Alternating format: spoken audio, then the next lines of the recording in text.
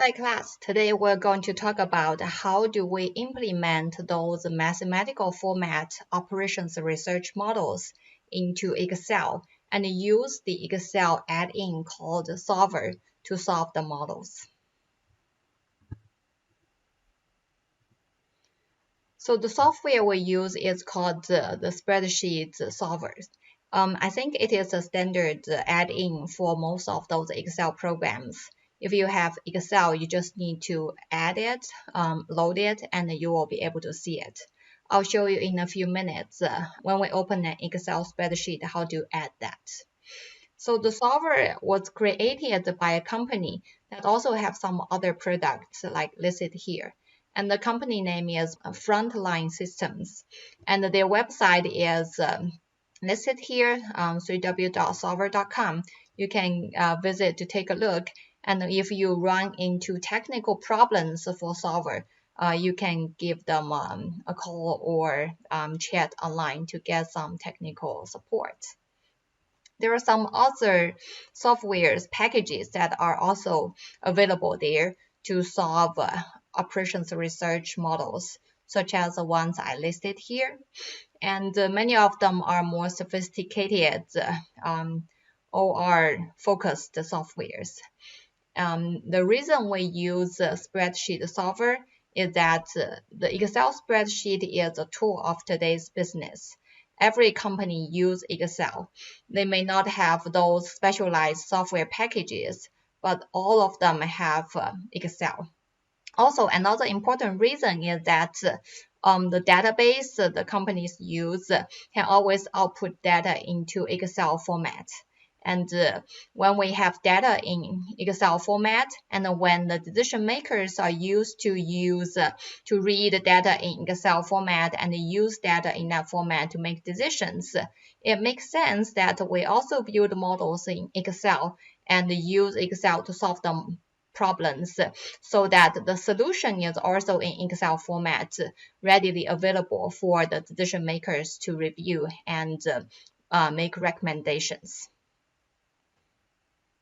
Before we implement any models in spreadsheet, we want to keep in our mind some goals for the spreadsheet design. First one, the spreadsheet model's primary business purpose is to communicate information to the managers. So that this makes it very important that the model we developed is easier for communicate information. So people can read and understand what you are trying to tell. Second goal for spreadsheet design is reliability. The output a spreadsheet generates should be correct and consistent because the decision is based on your model result. You want to make sure that not only your model is built correctly, those data, if you need to input any, need to be correct too. And the relationships among the data are organized in a way that is communicable and also they are reliable. The third goal for spreadsheet design is auditability. A manager should be able to retrace the steps followed to generate the different outputs from the model in order to understand and verify the results. So when we build spreadsheets, we need to make sure that people will be able to see, for example, where the total profit come from. The total profit come from, say, the unit profits multiply the quantity we're going to produce and add the different groups together. So they should be able to trace when they click in that cell represent the total profits. They will be able to see, oh, okay, the formula traces back to those different cells that contain the unit profit and also the quantity we're going to make for each kind of a product. And the last one, modifiability. Remember that building models take time. And if we are going to build models that can be used over and over again without taking too much time to make changes, that will create value for the business. So, for example, those production models that we are going to build and those production models that we built last time, if those models can be used, so the market can change. For example, the unit profit can change. As a result, the quantity to produce each type of model can change too.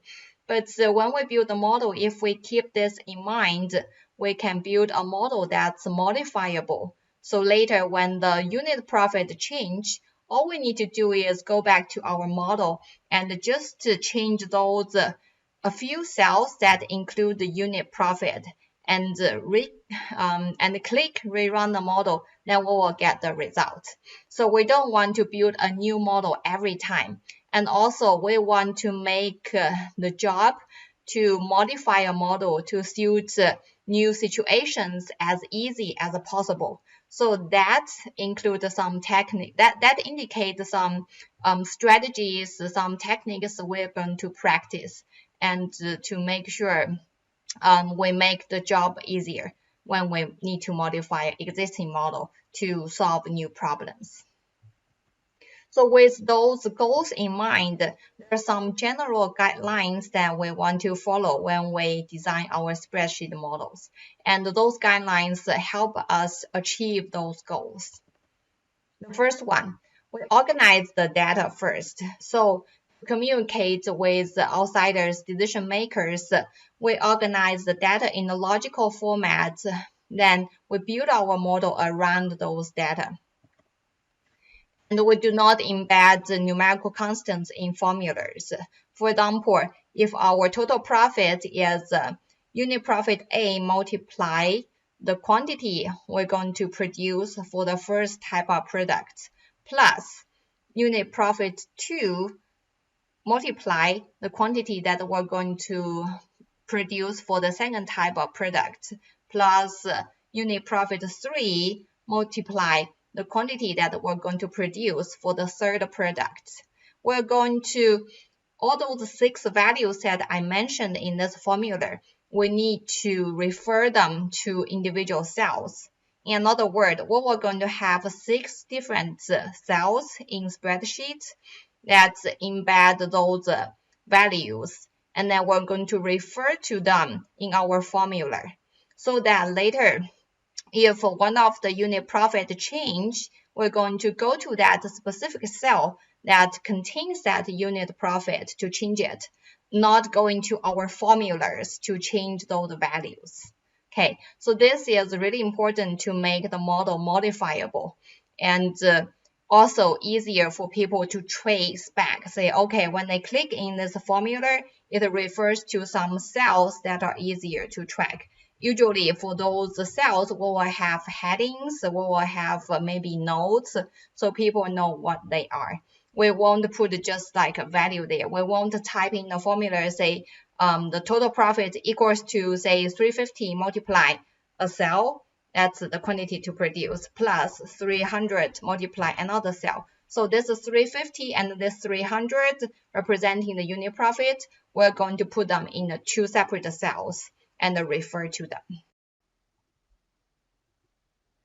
The third guideline, things which are logically related should be physically related. What does this mean? For when we organize the data, when we organize the information, items that are related, you want to put them together. You don't want people to find everywhere, like one corner to find the individual cells and like the other corner to find the sum of them all over the spreadsheet. Okay, so things that are logically related, for example, if you are calculating the total profit again, okay, so the unit profit and the quantities, when you put them together and then maybe under it you put the total profit, which are calculated from the unit profit and the quantity.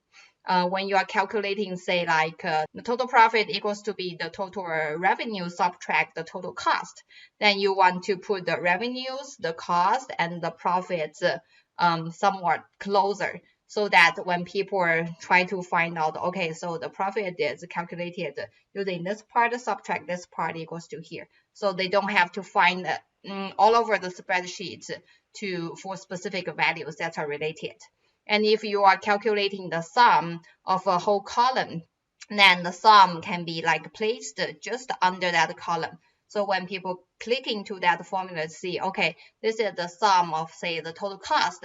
Then they see, okay, cost 1, 2, 3, 4, and down here, the total cost. Then use formulas that can be copied. This is really important for modification purpose and also to save you time.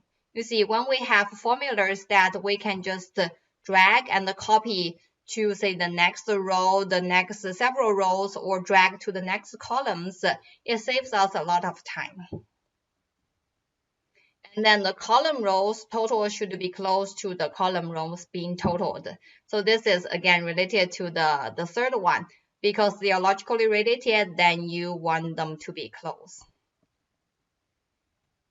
Next one, the English reading eye scans from left to right and top to bottom. So we keep this in mind that for communication purpose, those models are usually read by, like, say, your team members, the stakeholders, the managers, and when they read your model, they go from left to right.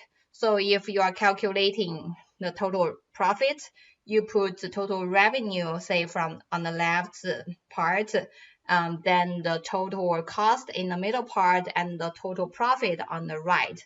So when we read it, we know, okay, the revenue subtract the cost, get the total profit. And if we take like sums of one column, we go from top to the bottom. So item 1 plus 2 plus 3 plus 4, all the way down. Then at the bottom, we have the sum of them. We use a lot of color coding, borders, protections to distinguish changeable parameters from other model elements. In the class, what I teach, I usually specify the color that we use to indicate the decision variables, the constraints. Sometimes we even differentiate between the left-hand side of the constraint, the right-hand side of the constraint. And we also use special color for the objective function so that we are on the same page. Okay, so in this class, I do require my students to use the same color. So when we read each other's model, we learn from each other, it's very clear. Say, okay, these are the decision variable cells. This is the objective function cell, and these are my constraint cells. And so that's about the shading. So borders help us just make the model look nice, to have the different part of the model separate, so looks nice and easy for people to read. And use text boxes as the headings of your cell. So when you have two cells reserved for the decision variables, say if the decision variables represent the quantities to produce for hydrolysis and say Typhoon Lagoon, the two different types of hot tub. Okay, then you use a quantity to produce, like the text box, to represent what your decision variables represent and the model's name are. And we can sometimes put some notes just to document the different elements of the model. When we have more complex models, there are like several groups of constraints, and some of the constraints are some linking constraints that really don't mean anything. Okay, so later in integer linear programming, we're going to use a lot of linking constraints that do not really mean something like, for example, resources used less than equal to resource available. So they don't have any special meaning of this. They're just basically some linking constraints you need to use to make your model work. Then I would put some notes there. And sometimes I even specify the signs. Is that less than equal to or greater than equal to? So when I input our model into the solver, I know what sign to choose to use. I don't have to go back to my model to remind myself. Okay. So how the solver views the model, we're going to have a target cell, or the cell that we're going to call to shade in blue, the objective function cell. And we also have some changing cells. Why we call them changing cells is because those cells, the value will be changed when the problem is solved. And they represent the decision variables. Because those are the changing cells, the decision variable cells, we shade them, we basically shade them. I shade them in yellow, and we don't put any value in it. It's different from the objective function cell where we're going to put the formulas to represent that function. But the changing cells, we just shade them to represent the decision variables and to remind ourselves that those are the cells that we reserve for solver to give us the values for our decision variables. And we also have the constraint cells that we need to specify what the left-hand side is, usually formulas, and what the right-hand side is. The right-hand side usually are numerical values, especially for the models that we build in early chapters. But later, it could be another formula on the right-hand side too. Now here are some steps that are recommended for you to follow to implement LP models in Spreadsheet. The first one, we organize the data for the model on the spreadsheet, okay? And we reserve separate cells in the spreadsheet for each decision variable in the model. We would shade them, okay? And create a formula in a cell that represents the objective function. Of course, in it, we're going to put the formulas that will refer to some other cells and including the decision variable cells. And for each constraint, we're going to create formulas in separate cells in a spreadsheet that correspond to the left-hand side of the constraints. Now let's use this Blue Ridge hot tub example that we created earlier to illustrate how do we implement a standard OR model in Excel. I'll just show you the overview. So go through the steps we follow here using this model, and then we're going to build it together. So using the first step, okay, we organize the data for the model on the spreadsheet. First, we have, for example, we know that our decision is to decide how many aqueous bus and hydrolysis to build, okay, to make. So here I have two headings, say, okay, here's the aqueous bus, hydrolysis, and we're going to decide a number to build. So we use those text boxes to put here, and we organize our data. So their unit profits, those are given data, we just put it here. And also there's some constraints that we're going to use. We have three constraints. One is the pumps available, pump required or used need to be pumps available. The labor that's needed need to be less than equal to the labors available. And for the tubing, the same. So we organize the data here. Those are for the aqueous bus, the unit of those three resources that we need, okay? And this column is for the hydrolysis, the 3 units of resources that we're going to use. And here are the 2 profits. So you see when we organize the data, we have the 2 types of models and their unit profit and the unit resources that are needed to produce each model. Okay. Now the next step, we reserve separate cells in the spreadsheet for the decision variables. Here, the 2 decision variables, I shaded them in yellow. So we use yellow to shade decision variables. And we don't put anything inside the cells because those are the decision variable cells that when the problem is solved, solver will tell us what values should be used.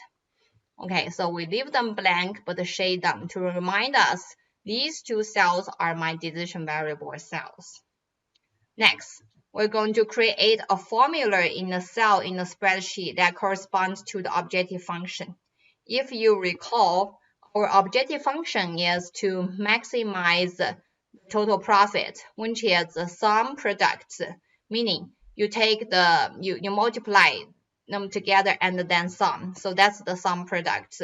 It's a function in Excel. Okay, so it's the sum product of the unit profit and the quantity of each type to produce, which are our decision variables.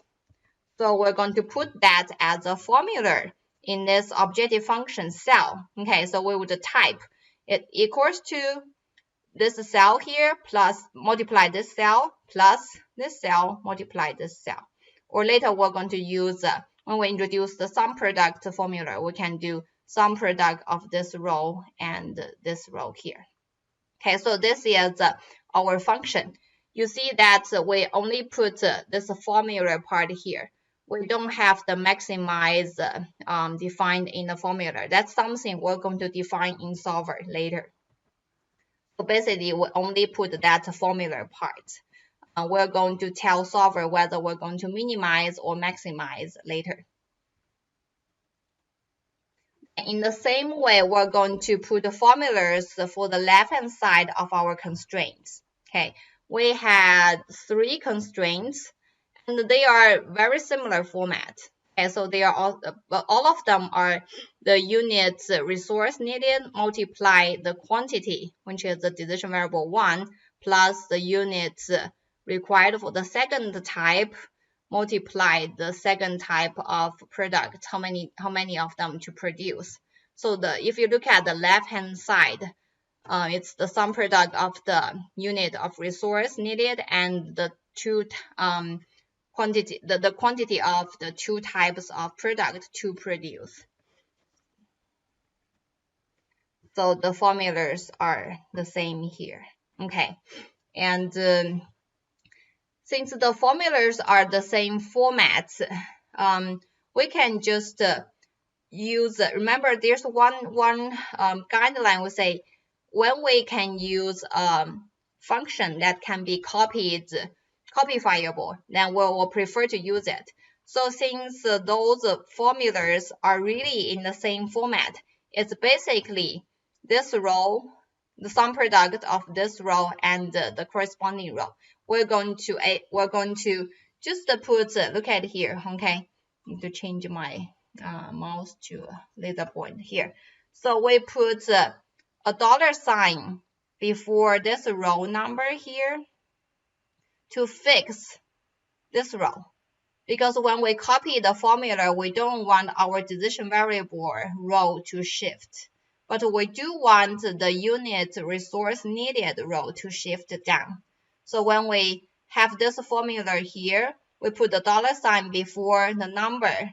That's the row number that we don't want to shift. Okay, so that's the number 5. If you look at this one, you will see the row number is 5.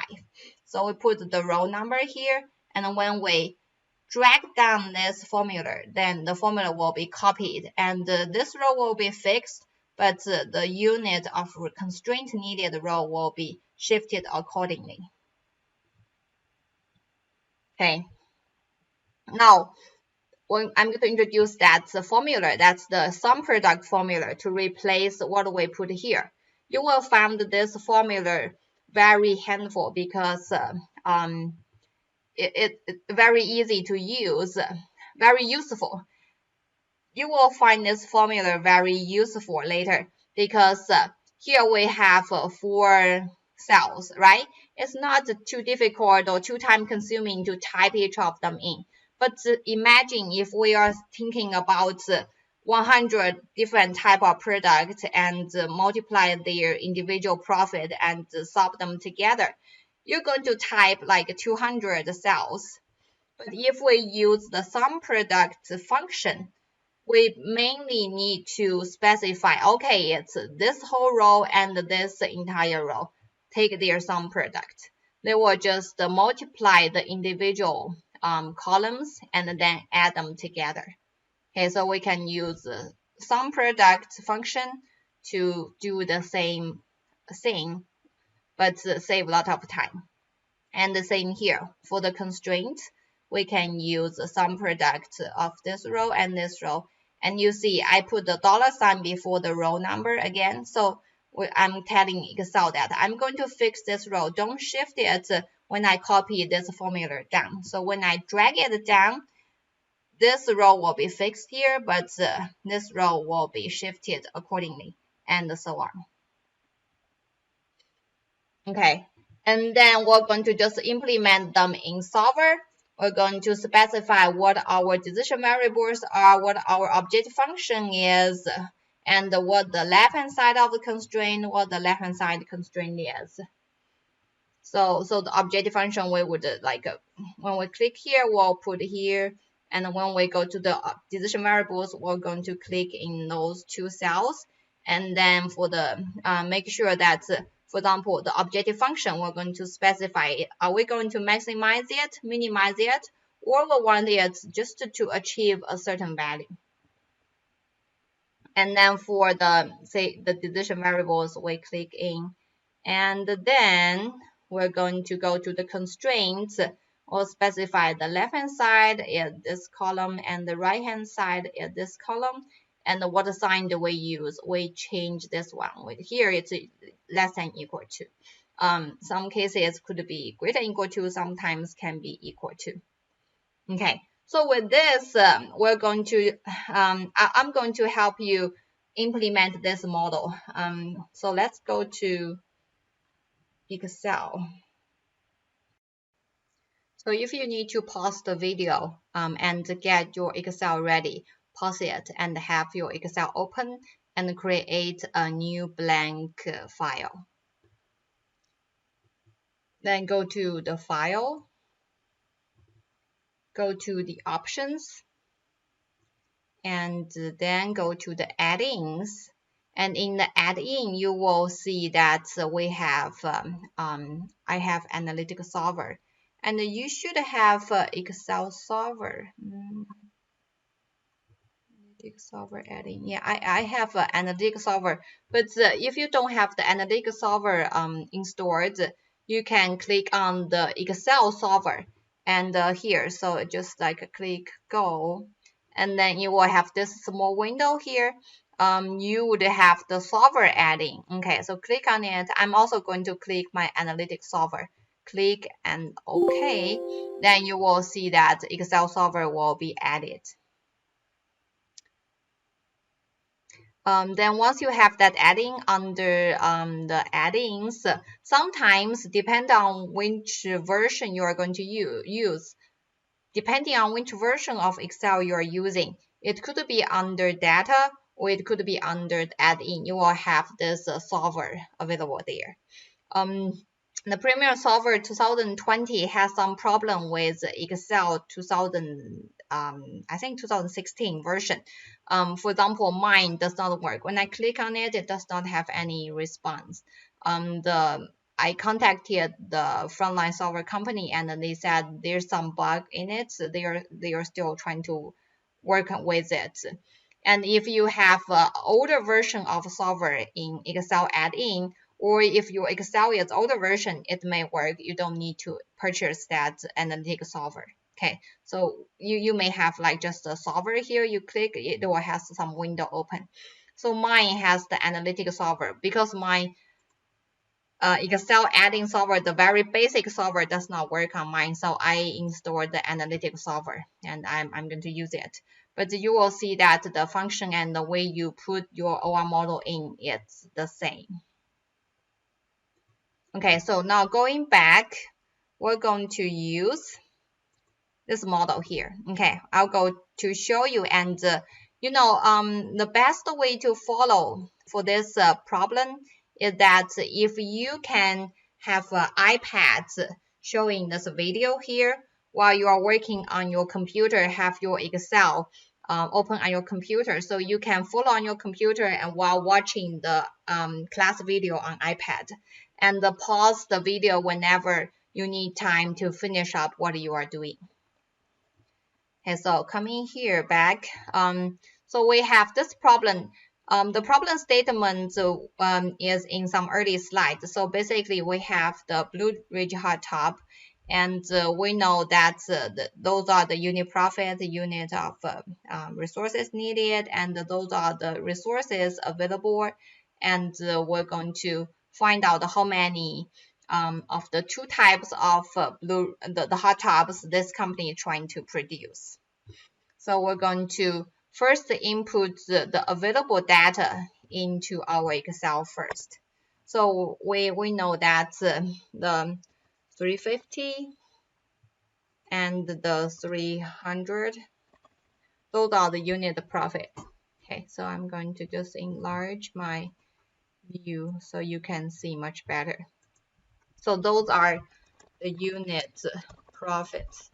Okay, and this one is the hydrolysis, and the other one is, oh sorry, this is equals bus. So this one is hydrolysis, equals bus, equals bus. So we have the two types of the hot tub models, and we have the unit profit, and we also have the unit resources that are given. So the unit resource, the first one is the pump. So I'm going to put it here. Resources, pump. The first one is pump, the second one is labor, and the third one is tubing. The unit pump needed is 1, and here is 9, 6, 12, 16. 9, 6, 12, and 16.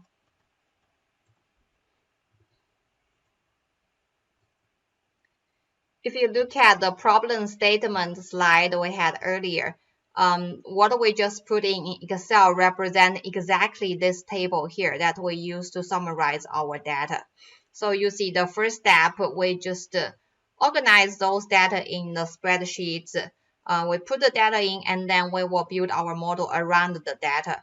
And later, if you're working on some business problems, you would have the data output in Excel spreadsheets from a certain database, and you would rearrange the data, put them in a way that make more sense, readable, communicable, and then we build a model around them.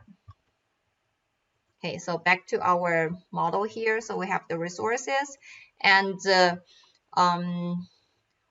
we know that we have some resources available.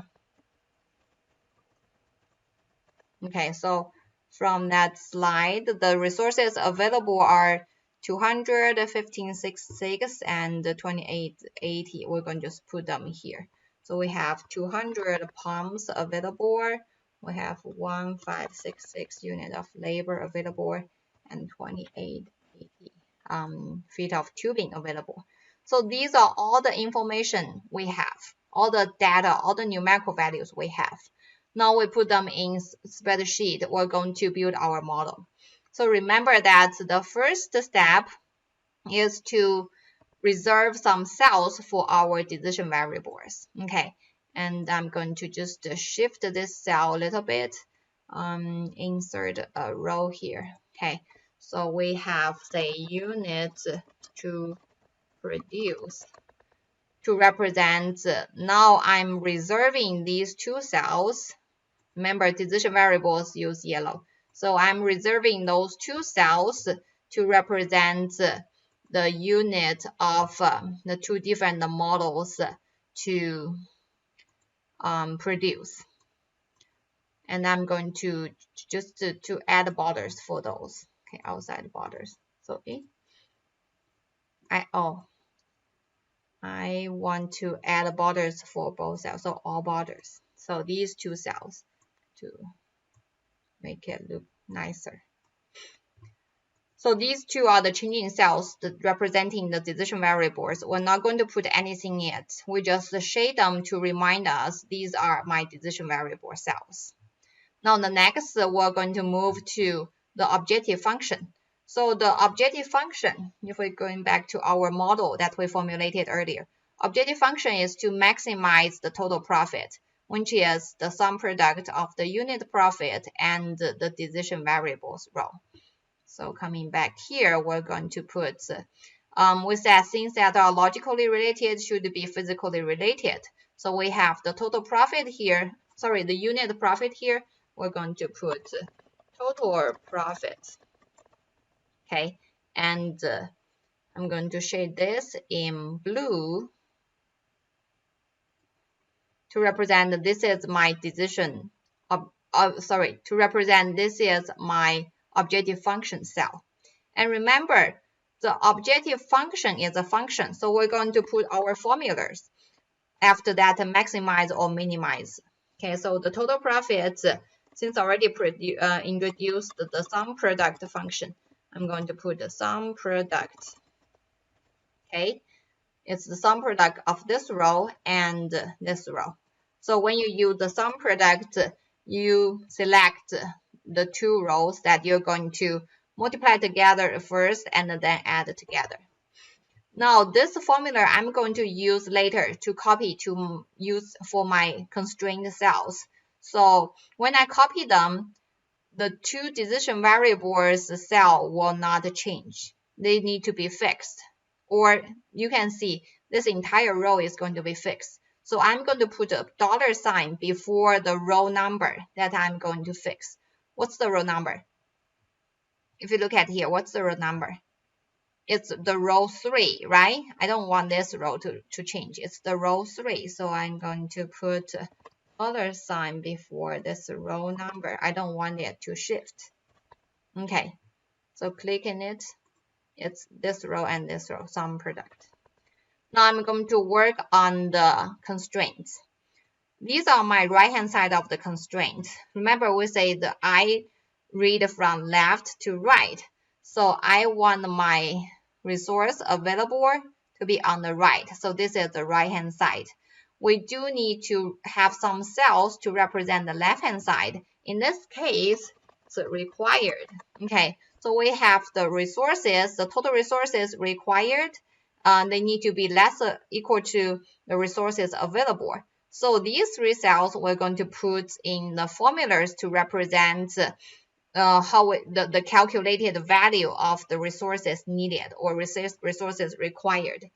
So this is a function of the unit to produce and the pump needed, the unit pump. I'm going to just copy paste this cell here. So you can see, click in it, and you will see this row get fixed because I put the dollar sign before the row number. So the row get fixed, but the next row, I didn't fix it. So when I copy this cell down from row 4 to row 7, this row gets shifted to row 7 too. But I don't want to use the same color to shade my constraints. I'm going to use red. I want to have a lighter red. Yeah. Okay. Now click inside again. It's the sum product of the units to produce and the unit pump needed. Now I want to copy this formula down. So when you put your mouse on this corner, this right bottom corner, and you just drag it down. Always click into the last cell that you copied. Click inside it and see if your formula get copied correctly. Okay, sometimes even if we spend a lot of time thinking and design how our formula should be and how they copied, we can miss a thing or two. And form this habit, always click into the last cell or your choice. Okay, I always click into the last cell that get copied to see if the formula refer to the right cells that are intended. So I click inside here, I see, okay, the two decision variable cell get fixed, correct. And the two unit resource needed cell get shifted correctly. Okay, I'm good now. Now we can do some cosmetic work. For example, we can bold those headings, and we can put like maybe thicker borders for my total profit because that's my the objective function, and we can put maybe a outside border for them, and these ones we put all borders. So your choice how you want to do the cosmetic work, okay, to make the model more appealing, look more appealing to you. And for the total profit, I'm going to go to data. Actually, I'm going to go to this number here. Okay, go to number and click currency. For this model, I don't want any decimal places. I just use a 0. So later this will, and the same for the unit profit. You see, you can just go to here and click currencies. Click OK. And then the format will be changed to dollar. You know what I don't recommend? Don't select them and click this one here. You see, it's the accounting number format. Based on my experience, some early versions of solver do not work well with the counting format. Sometimes when you have the accounting format, it mess up with the solver. I think I'm not sure if this problem gets. I'm not sure if this issue get resolved, but for myself, just to be on the safe side, because you never know whether it's messed up. As we mentioned, when you use software to solve your model, you will always get a result. And sometimes it's just hard to tell if you don't have the solution. If you don't have the solution to this problem, it can be hard to tell whether the result is correct or not, unless you use a different method to solve it. Okay, so sometimes this accounting format of data mess up with solver, so I try to avoid using it. I usually just go to the number to define it as a currency and change the decimal point as needed. Now, if you are done with the basic design of that spreadsheet model, we're going to go to solver to make solver know that which cells are our decision variable cells, which is the objective function cell, and which are the left-hand side and the right-hand side of our constraints.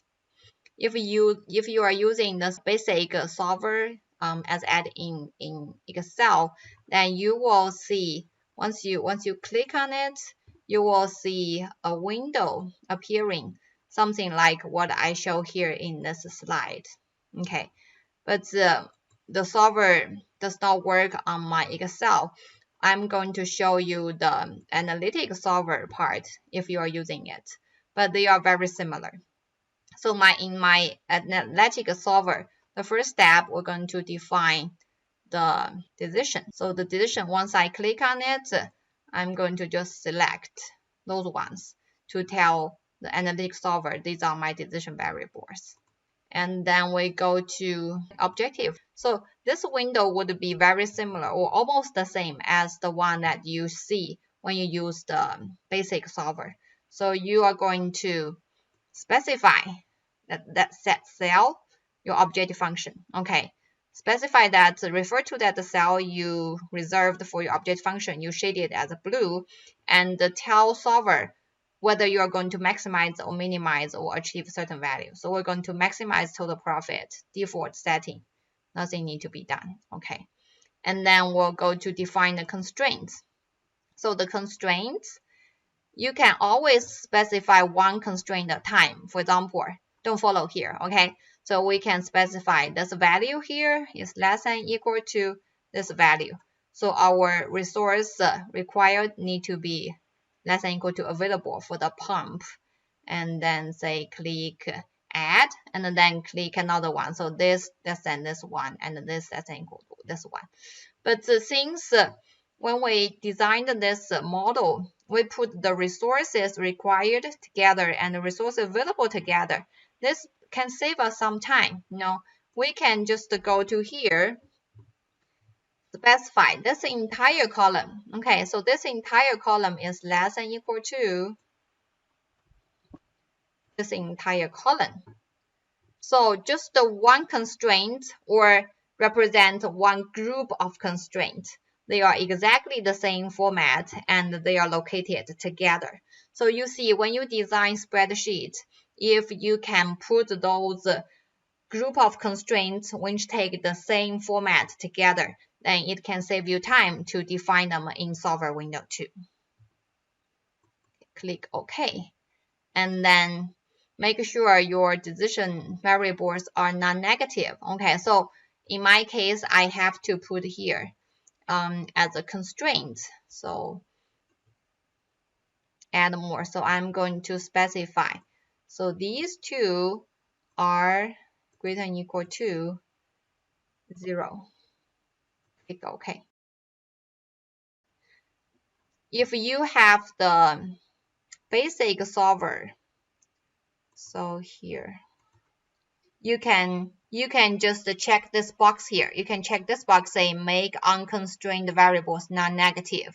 So you don't have to specify those decision variable cells need to be greater than or equal to 0. You can just check here, make unconstrained variables non-negative. So that's the basic. So I like the basic solver better. And unfortunately, it does not work after upgrade to the new Office.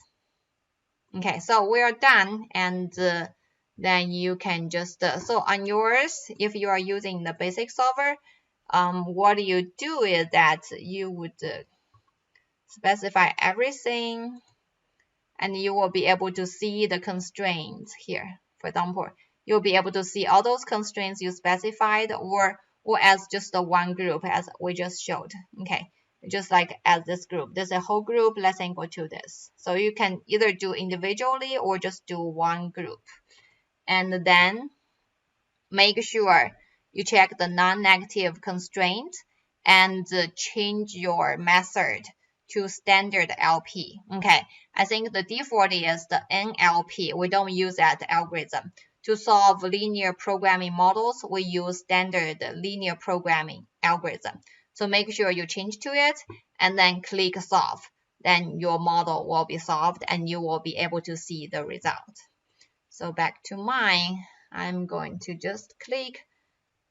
Then you click optimize, then the problem should be solved for you. Okay, so this shows the correct model result. The total profit is $66,100.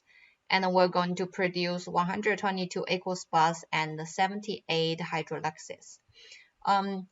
Before you run the model, before you click optimize, you can also check your model here. So if you use analytic solver, click on this model part and it will show you what your object function is. So you can check your objective is F4 here. Okay, so F4, it is the right one. And your decision variables, mine, these two. And the constraints, we have this one group entire column, let's say equal to this column. So it categorized it for me. So those are like normal. And I also added the bounds, which is the non-negative constraints. So it's automatically grouped it to the bound part. So you specify that the two decision variables are greater than or equal to 0. So if we have other constraints, for example, specify we have to produce at least, say, 50 of each type, then we would add another constraint, say this greater than or equal to 50, this 2, and it will be grouped in this bound part. So it will be D3, E3 greater than or equal to 50 as the bound constraints. Okay, so if your model did not solve correctly, make sure you check. First, check the formulas to see if you input the formulas correctly. Okay, especially if you copied your formulas down, click into them to see if it makes sense. So double click and it will show you which cells you use in this formula. It will highlight those cells, okay, to see if the formulas used correctly. Oops. If you accidentally click into a cell, press ESC just to cancel it. Okay, right, double click. It will show you the highlighted cells that you used in the formula. So do some check yourself and then check in your solver window. Okay, so I can check mine here. But if you use the basic solver, then go to this here. So go to here to check if your objective is the right cell. Did it refer to the right cell? What about the decision variables? It can be tricky for the decision variables because see what will happen. Okay, when I click on my decision, if I accidentally click on something, you see, I accidentally clicked here and it just add a variable for me. I don't like this part, but that is something you need to pay attention and make sure. So you check my decision variables. I've already specified D3, E3, but it add another D3 for me. So I have to click delete it. so that my variables only these two. Okay, and check your constraint to see if you specified those signs correctly. It should be less than or equal to, and that's the default. Usually we don't make mistake that. But if it's greater than or equal to, you have to change the sign from the default less than or equal to greater than or equal to. Make sure you do that correctly. Same for the objective function. Okay, make sure if it's meant to be maximization, did you use the maximization? So I think that's again the default. But if it's a minimization, did you change it to be minimization? Okay, so that's it for this Blue Ridge Hot Top example to implement it in Spreadsheet. Hope you all got it correctly and you are ready to build your next Excel model.